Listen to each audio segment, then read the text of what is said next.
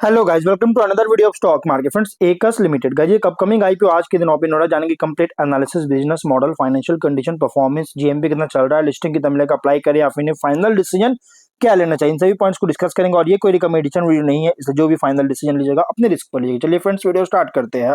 IPO 3 दिसंबर open हो रहा है आज के दिन। 5 दिसंबर क्लोज किया जाएगा। 3 डे आईपीओ, 10 रुपीज का face value, 118 to 124 rupees per share की प्राइस बन, 120 शेयर्स की lot size, fresh capital offer for sale का कॉम्बिनेशन है। 921.8 करोड़ का इशू साइज, 7.43 करोड़ शेयर्स का इशू 7.43 करोड़ शेयर्स का इशू किया जा रहा है। 670 करोड़ का फ्रेश इशू, 251.8 करोड़ का ऑफर फॉर सेल, 11 रुपीज का एम्प्लॉय डिस्काउंट दिया गया है। Book build IPO BSE NSC exchange में लिस्टिंग किया जा रहा है। अलॉटमेंट डेट 8 दिसंबर का, 9 दिसंबर रिफंड्स रिलीज किया जाएगा, शेयर्स डीमैट अकाउंट में क्रेडिट होगा। 10 दिसंबर का लिस्टिंग डेट रखा गया है। रिटेल मिनिमम 1 लॉट अप्लाई कर सकते हैं, 120 शेयर्स मिलेंगे, 14.8 थाउजेंड पे करना पड़ेगा। मैक्सिमम 13 लॉट अप्लाई कर सकते हैं, 1.9 लाख रुपीज पे करना पड़ेगा। Big HNI minimum 14 lot apply कर सकते हैं, 2.1 लाख रुपीज पे करना पड़ेगा। मैक्सिमम स्मॉल एचएनआई और मैक्सिमम 67 लॉट अप्लाई कर सकते हैं, 9.9 लाख रुपीज पे करना पड़ेगा। Big HNI minimum 68 lot apply कर सकते हैं, 10.1 लाख रुपीज पे करना पड़ेगा। मैक्सिमम का कोई लिमिट नहीं है। और अगर हम बात करें प्रमोटर का, तो अरविंद शिवपुत्रप मेलीगेरी और Aequs manufacturing investment private limited, Meligeri private family foundation और द मेलीगेरी फाउंडेशन, इसके promoter. Pre issue holding 64.5%, post issue 56.25%। Offer दिया गया क्यूआईबी 75% का, एचएनआई 15% का, और रिटेल में ओनली 10% ऑफर दिया गया, जबकि रिटेल में 35% मिनिमम ऑफर मिलता है मेन बोर्ड में। बट इस आईपीओ में 10% का ही ऑफर दिया गया। मतलब अब इस आईपीओ में मेजोरिटी जो फंड रेज किया जा रहा है एंकर और क्यूआईबी से ही फंड रेज करने का प्लान है। जीएमपी 47 रुपीज का ट्रेड कर रहा है, 171 रुपीज पे एस्टिमेटेड, लिस्टिंग प्राइस 38% का। नो डाउट बहुत ही स्ट्रॉन्ग डेब्यू करने जा रहा है, बहुत ही स्ट्रॉन्ग लिस्टिंग मिलने जा रही है। 5640 रुपीज का एस्टिमेटेड लिस्टिंग प्राइस आपको मिल सकता है। बिजनेस की बात करेंगे, 2000 में इनकॉर्पोरेट किया गया था, जो कि कंपनी जो है स्पेशल इकोनॉमिक जोन, मतलब कि सेज इंडिया में सेज मैन्युफैक्चरिंग और ऑपरेट करने में इंगेज है, जो कि ऑफर कर रहा है fully vertically integrated manufacturing capabilities का एरोस्पेस सेगमेंट में। जो कि कंपनी का डाइवर्स प्रोडक्ट पोर्टफोलियो में इंक्लूड है engine systems, landing systems, cargo and interiors, structures, assemblies, turning के लिए कंपोनेंट्स प्रोवाइड करना, जो कि एरोस्पेस क्लाइंट्स के लिए प्रोवाइड करती है। प्राइमरीली ऑपरेट हो रहा है एरोस्पेस सेगमेंट में। ओवर द इयर्स कंपनी ने अपने प्रोडक्ट पोर्टफोलियो को एक्सपैंड किया, जिसमें इंक्लूड है consumer electronics, plastics, consumer durables, जो कि कस्टमर क्लाइंट्स के लिए प्रोवाइड करता है। 30 सितंबर के अकॉर्डिंग 5000 प्रोडक्ट्स जो कि एरोस्पेस सेगमेंट के अंदर प्रोड्यूस किया है variety of manufacturing and assembly programs के द्वारा, जो कि स्टैब्लिश किया गया है एरोस्पेस कस्टमर्स के साथ, जिसमें इंक्लूड है सिंगल एसल का के लिए प्रोग्राम जैसे A20, 220, A320, B737 और long range A330, A350, B777, B787, जो कि कॉमर्शियल एयरक्राफ्ट के लिए मतलब कि किया जा रहा है। प्रोडक्ट पोर्टफोलियो में स्ट्रक्चर्स, जो कि bracket, corner fitting, cable, quadrant, triangular bracket, wing flap support, coupling and gear box bracket, floor board latch assembly और ब्रैकेट स्ट्रक्चर। और सेकंड है interior and cargo, power distribution unit tray, side panel, prowls, आप यहाँ products पढ़ सकते हैं guys. Landing systems में आप देख सकते हैं main landing gear, main fitting bracket assembly वगैरह है, आप देख सकते हैं। एक्टिवेशन सिस्टम्स, जो कि हाउसिंग, मैनिफोल्ड, बहुत सारे प्रोडक्ट्स, आप वीडियो पॉज करके पढ़ सकते हैं, क्योंकि अगर मैं इन सभी को वन बाय वन वर्ड पढ़ूं तो गाइज ये बहुत लंबा वीडियो बन जाएगा। और अगर हम बात करेंगे 30 सितंबर के अकॉर्डिंग 1892 फुल टाइम एम्प्लॉइज और 1834 एम्प्लॉइज कॉन्ट्रैक्चुअल बेसिस पर, 55 ट्रेनीज, 432 अप्रेंटिसेस और 325 फिक्स्ड टर्म एम्प्लॉइज कंपनी में काम कर रहे थे।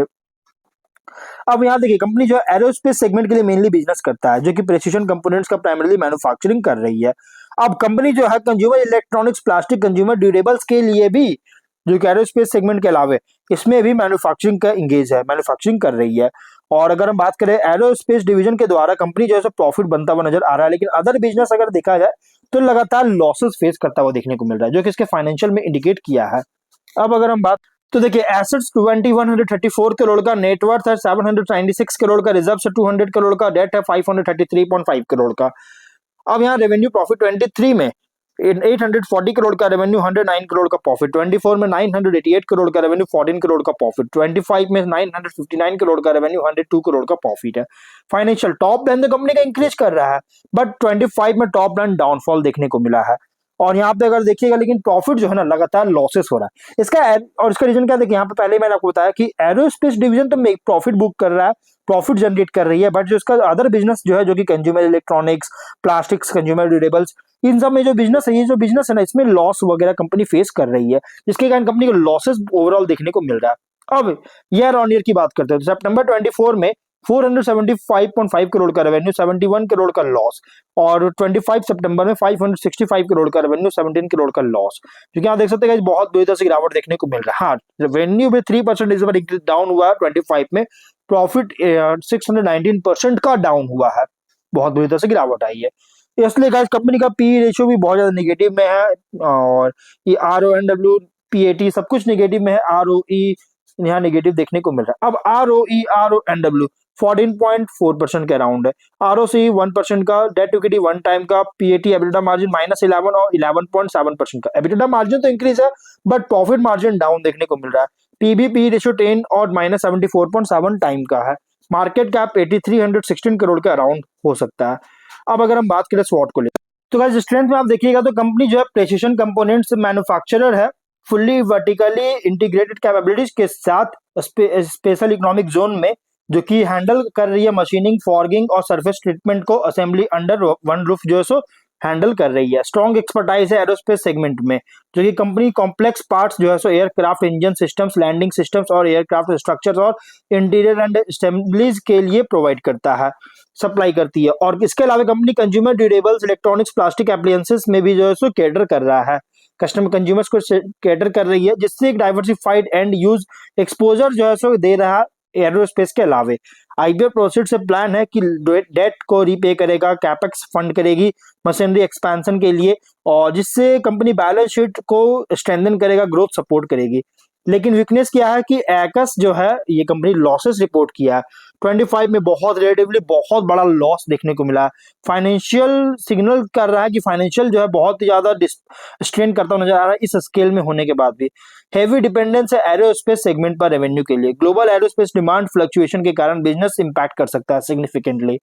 लार्ज कैप इंडस्ट्रियल मैन्युफैक्चरर होने के कारण ऑपरेशंस जो है कैपिटल इंटेंसिव और कॉम्प्लेक्स है, जिसमें रिस्क है और raw material cost, global supply chain disruption, compliance and quality standards aerospace supplies के लिए। और कोई मैन्युफैक्चरिंग हेवी फर्म के कारण guys, as any manufacturing heavy firm के कारण गाइज क्या होता है कि स्केलिंग जो आउटपुट हो जाए, इसका स्केलिंग जो है अगर इसको हाई प्रिसिशन और कंप्लायंस को मेंटेन करना बहुत ज्यादा चैलेंजिंग होता है।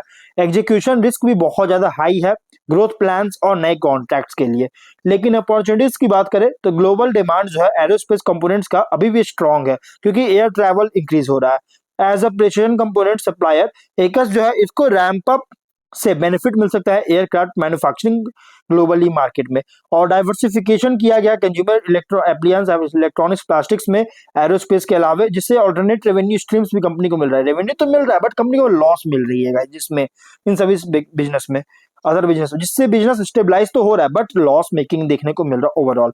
जब भी एरोस्पेस डिमांड फ्लक्चुएट करेगा तो ये रेवेन्यू इसका इंक्रीज कर जाएगा इस मतलब कि सेगमेंट से।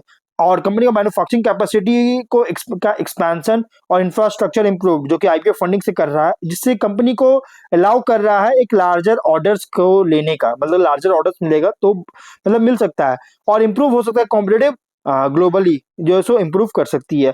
और ग्लोबल सप्लाई चेन में शिफ्ट होता हुआ नजर आ रहा है इंडिया में, स्पेशली एशिया में, लेकिन एशिया के इंडिया में, जो कि एरोस्पेस एंड प्रिसिशन मैन्युफैक्चरिंग के लिए जो कि पोजीशन कर रहा है एकस को as a competitive cost efficient supplier global OEM के साथ। थ्रेट में अगर देखिएगा तो एरोस्पेस इंडस्ट्री सिक्लिकल और सेंसिटिव है। ग्लोबली मैक्रो इकोनॉमिक कंडीशंस के कारण डाउन टर्न या डिमांड स्लो डाउन होता है तो ऑर्डर इनफ्लो रेवेन्यू हार्ड को हिट कर सकता है। रेगुलेटरी क्वालिटी और सर्टिफिकेशन स्टैंडर्ड्स एरोस्पेस एंड जो है इसमें स्ट्रिंजेंट है। कोई भी कॉम्प्लायंस फेलियर या डिफेक्ट होता है तो कॉन्ट्रैक्ट और रेपुटेशनल डैमेज को लॉस लीड कर सकता है। ग्लोबल कंपटीशन है established international aerospace component supplier से कॉस्ट, टेक्नोलॉजी, रिलायबिलिटी, प्रेशर हो सकता है, जिससे मार्जिन जो सो इरोजन हो सकता है, बहुत बुरी तरह से गिरावट आ सकता है मार्जिन में। Currency fluctuation, input cost inflation, supply chain disruption specially metal and alloys में, जिससे ग्लोबल एक्सपोजर दे रहा है और प्रॉफिटेबिलिटी को अफेक्ट करेगा। पीयर कंपैरिजन में अगर देखिएगा तो कंपनी मिडिल ग्राउंड है, मोर एडवांस्ड है, टिपिकल स्मॉल डोमेस्टिक सप्लायर से, कारण के इंटीग्रेटेड सेज सेटअप है, एरोस्पेस सर्टिफाइड कैपेबिलिटीज है, लेकिन स्मॉलर है और भी बहुत ज्यादा रिस्क के साथ, जो कि ग्लोबल लेगेसी सप्लायर है उनके अगेंस्ट अगर देखा जाए तो। और इन्वेस्टर के लिए एकस जो है प्रेजेंट कर रहा है एक पोटेंशियल अपसाइड, अगर ग्लोबल डिमांड और एग्जीक्यूशन दोनों फेवरेबल होता है, कंपनी के फेवर में होता है तो, लेकिन एक हायर रिस्क भी कैरी कर रहा है, जो कि प्रॉफिटेबिलिटी चैलेंजेस होने के कारण, क्योंकि लॉसेस देखने को मिल रहा है। एरोस्पेस डिमांड साइकिल्स भी सेंसिटिविटी है। अब ग्लोबल एरोस्पेस मार्केट जो है, लगभग अगर हम बात करें कमर्शियल एयरक्राफ्ट का, 30 फाइनेंशियल ईयर तक यहाँ पे अगर बात करें तो 6.4% CAGR का ग्रोथ करने का एस्टिमेट रखा गया है।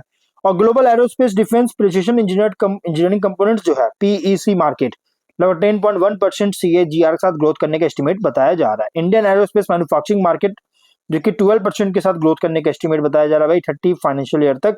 और Indian aerospace and defence PEC market 17.5% CAGR का ग्रोथ करने का एस्टिमेट यहाँ बोला जा रहा है।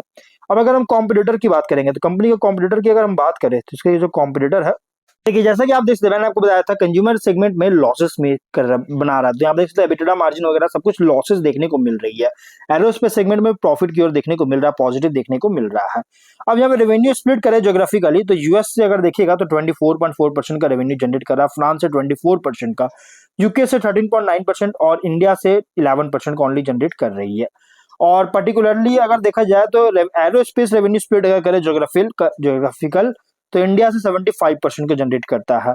एरोस्पेस इंडिया में मेनली बिजनेस कर रही है कंपनी। और गाइस आप लोग कॉम्पिटिटर देख सकते हैं, आजाद इंजीनियरिंग है, Unimech aerospace, Amber enterprise, Kaynes technology, Dixon technologies, PTC industries, ये सभी इसके कॉम्पिटिटर है कंपनी के।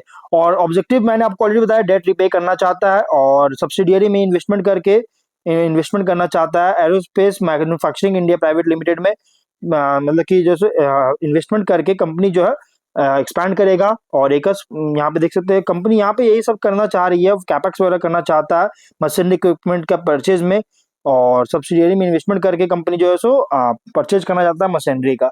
ओवरऑल गाइस जो जनरल कॉर्पोरेट पर्सनल फंडिंग इसके लिए IPO लेकर, तो ओवरऑल देखिए कंपनी जो है ओवरऑल बहुत स्ट्रॉन्ग फंडामेंटल, क्योंकि ग्लोबल कस्टमर जो है कंपनी के लिस्ट में है और एक ब्राइट प्रोस्पेक्ट जैसे फ्यूचर इंडिकेट कर रहा है, इसलिए गाइस आप इसको मीडियम टू लॉन्ग टर्म के लिए कंसीडर कर सकते हैं, बट फाइनल डिसीजन अपने रिस्क पर लीजिएगा।